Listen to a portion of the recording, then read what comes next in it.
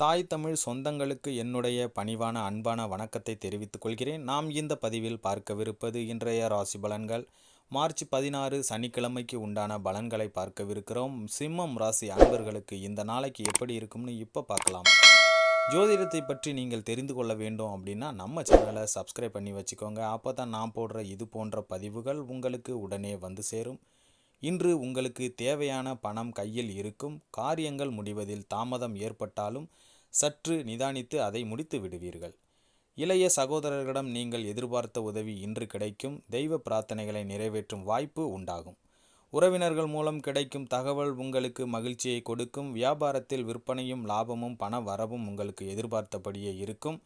இன்று நீங்கள் முருகப்பெருமானை வழிபட உங்கள் காரியங்கள் வெற்றியடைந்து மனதில் மகிழ்ச்சி உண்டாகும். அன்பர்களே, இத்துடன் இந்த பதிவு நிறைவடைகிறது. மீண்டும் அடுத்த பதிவில் சந்திக்கிறேன். நன்றி, வணக்கம்.